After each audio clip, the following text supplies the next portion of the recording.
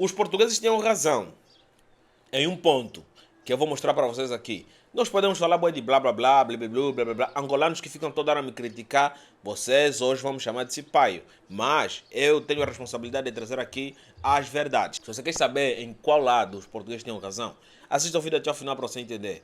Eu sou o Nundalino, você me acompanha aqui a partir do canal 41. Inscreva no canal, ative o sininho de notificação, não esqueça de partilhar o vídeo com pessoas interessadas. Se você é amante do nosso trabalho aqui no canal, deixa um super tanque. Faça uma pergunta, deixa um super tank, a gente faz um vídeo respondendo, blá blá blá. Não importa qual tipo de pergunta, se é sobre a guerra, se é sobre um conflito que está a existir agora, se é sobre não sei quanto, família dos Santos. Vocês querem muito que eu faça vídeo sobre a família dos Santos, né? Eu vou fazer vídeo da família dos Santos. Você não está me dando motivação, rapaz? Eu estou a arriscar meu pescoço aqui nesse canal. Eu estou falando sério, eu estou a arriscar meu pescoço. Eu já tentaram invadir meu computador mais de 3, 4 vezes. Eu não falo aqui no canal. Então tem que valer a pena que amanhã, se o canal cai, eu vou conseguir voltar. Para vocês que são portugueses, que têm uma idade compreendida mais ou menos a 40 para cima, ficam no vídeo. Vai ser muito interessante. E convoco toda a CPLP para ouvir direitinho o que eu tenho para falar. Não é uma tentativa de dissuasão. Esse aqui é só um ponto de vista. Eu acredito em mim que depois do que eu vou falar aqui, vocês terão as vossas próprias conclusões. Falou?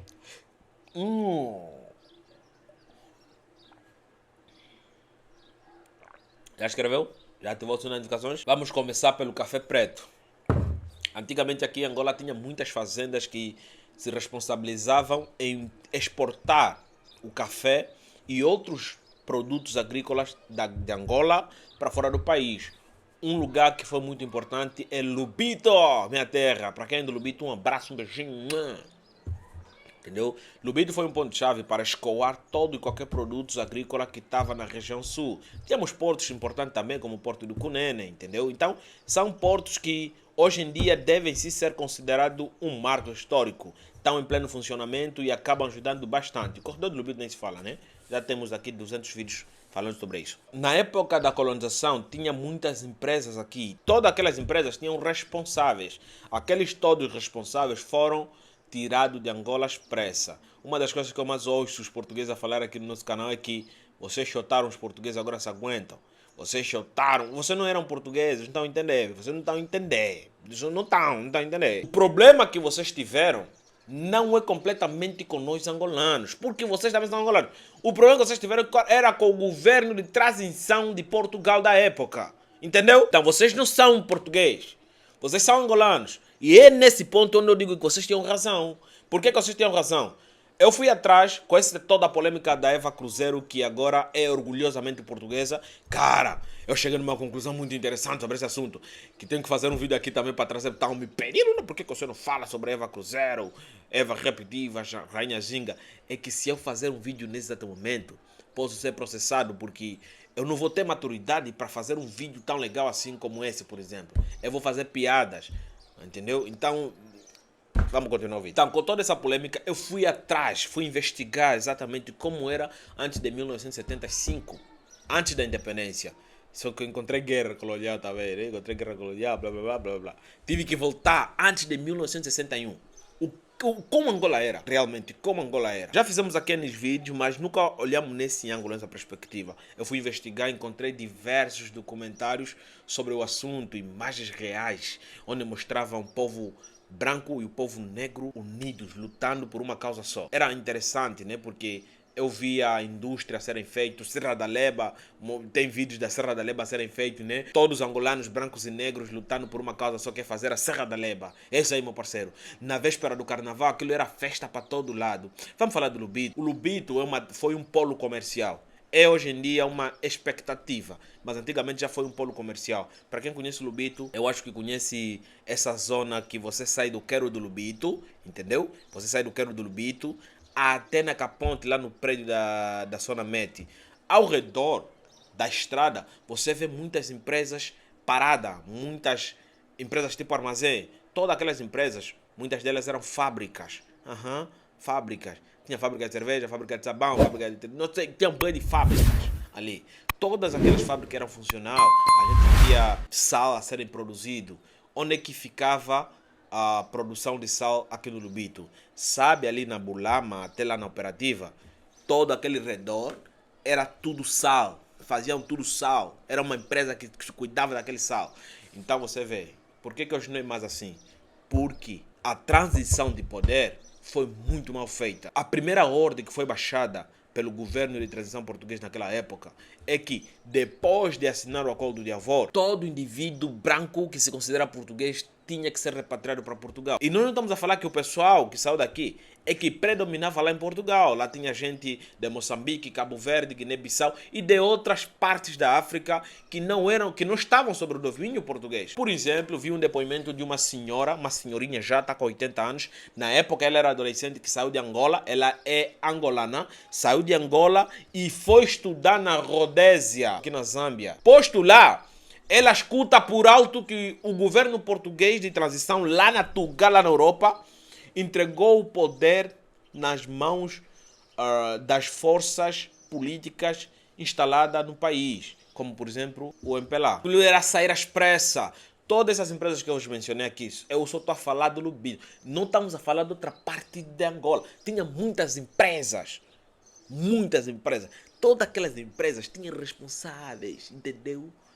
Todos esses responsáveis daquelas empresas que faziam a empresa funcionar juntamente com os angolanos que acabaram sendo os nossos pais e os nossos avós, foram repatriados. Foi uma das primeiras ordens. Temos o governo de transição, o MPLA está com poder, agora vamos tirar toda a gente branca daquela região. Eu acredito que se você angolano já tenha ouvido algum comentário ou piada, né, do Gilmário Vemba sobre a esquebra do colônio. Até mesmo o general Forja Tempo já falou sobre isso, esquebra do colônio. Só que eles nunca falaram o que é esquebra do colônio. Vamos lá. Esquebra do colônio. Lembra o que eu falei há pouco tempo, que naquela era os brancos eram obrigados a abandonar tudo. Estamos a falar de empresas, roupas, dinheiro que está no banco. Toda porra eles tinham que abandonar. Naquele abandono total, não se levou em consideração que os portugueses, que os angolanos brancos, estavam se envolvendo com os angolanos negros. E em contrapartida, tinha muito cara que queria casar com mulheres negras. E já estavam namorados. Tinha um senhor que falou, olha, eu deixei minha mulher lá, eu tinha uma mulher lá preta que estávamos para casar e tudo mais, me senti muita dor. Quando eu cheguei na Tuga, nunca mais consegui namorar, fiquei sozinho pro resto da vida. Isso é triste. Ninguém levou em consideração isso. É aí onde os quebra do colônio nasceu. Porque os brancos já se envolviam com os negros. Naquela expurgnação, abandonam as mulheres. Porque ela não poderia ir. Ela é negra, é angolana. Ela tem um documento que diz que é negra angolana. Já aqueles brancos tinham documentos que eram portugueses, mas que nasceram em Angola. Então tinham que subir. Porque eles tinham nacionalidade portuguesa colonial. Tinham todos que subir. As mulheres que ficaram grávidas, que nem sabiam que estavam grávidas. É aí onde nasceram os mulatos. Foram outros mulatos que naquela época já estavam a ser assumidos, que ficaram também, tinham que ficar. Esses caras eram angolanos também. Eu vi documentários sobre como eles viviam aqui no Lubito. Tudo bem, existia muita segregação. É nítido ver nas imagens, né, que raramente apresentam brancos e negros no mesmo lugar. A não ser nos tempos festivos ou no trabalho, entendeu? Mas agora, divertimento, como por exemplo na Restinga. A Restinga era coisa de elite, rapaz. Como por exemplo na Restinga já tinha jet ski, sabe? Era lugar para passar férias, Restinga. Não tinha. Raramente você vê preto lá, no meio dos brancos, nessas imagens que nos mostraram. Sabe o Ferrovia? O Ferrovia. E na era colonial também. Lá os brancos nadavam lá, se curtiam, divertiam-se.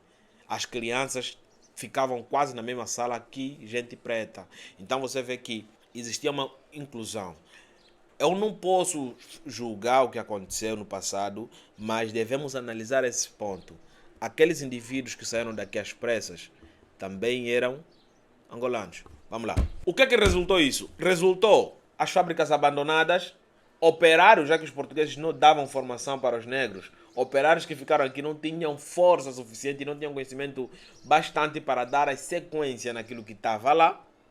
Então, muita merda ficou parada. Enquanto isso, a gente esqueceu totalmente como aquela galera que saiu aqui da África iria viver lá em Portugal. Relatos de pessoas que viveram aquela tortura disseram que depois de terem abandonado tudo nas ex-colônias, como Moçambique, Angola, Cabo Verde, Guiné-Bissau, Guiné Equatorial, não, Guiné Equatorial não, esses países que eu mencionei, eles lá viviam como mendigo. Muita gente lá tinha que recomeçar a vida, se não quase todos, porque o governo português estava falido, eles tinham que receber ajuda dos Estados Unidos da América, do Reino Unido, para conseguir reenquadrar a população na sociedade. Então Portugal também passou por uma crise sanitária incontrolável. Isso a gente não quer saber. Muita gente não conseguia entender e não conseguia ter uma visão sobre o futuro, de como vai ser agora, se eu abandonei tudo lá. Enquanto isso, nós começamos a meter minas nas fazendas, explosivos nas fazendas, metemos lá. Recentemente, nos noticiários, a gente viu aqui no Bango, lá no Lubito, uma criancinha foi lá brincar aos arredores, mesmo lá do bairro,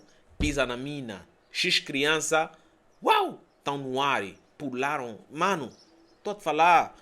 Agora, semana passada eles foram lá para averiguar a situação, encontraram mais de 80 explosivos debaixo das minas que foram postos na era colonial, na era da Guerra Civil, aliás, desculpa, na era da Guerra Civil. Então você vê que esse é um ponto da história que ninguém nos mostra. Aqueles caras que saíram aqui também às pressas, também eram seres humanos. Será que eles queriam abandonar Angola? Será que eles deram escolha de viver aqui em Angola mesmo com o governo de transição, que era o MPLA? Agora, preste atenção. Tem uma outra visão acerca disso, sobre os portugueses de nacionalidade, né? Não de nascença, de nacionalidade, terem saído aqui em Angola. Existe uma outra visão. Vamos lá. Como todo mundo sabe, o MPLA negociou a independência antes do Acordo de Alvor. E eu acredito que uma das exigências para Portugal se aliar ferozmente ao MPLA era retirar o pessoal seguro, dar uma passagem livre, já que eles previam a guerra que estava se avizinhando. Então, mano, vamos vos dar, mas em troca vão nos ajudar a evacuar toda a gente branca que está no território angolano. Não importa se estiver no Mochico, vocês devem ir lá e lhes buscar, lhes trazer aqui em Luanda, a gente daqui de Luanda vamos lhes trazer em Portugal. Eu acredito que seja isso, entendeu? Se avizinhava a guerra, muita gente branca iria morrer de uma forma genocida. Então tiraram todo mundo, vão para fora. Porque, convenhamos, antigamente se pregava muito tribalismo e racismo.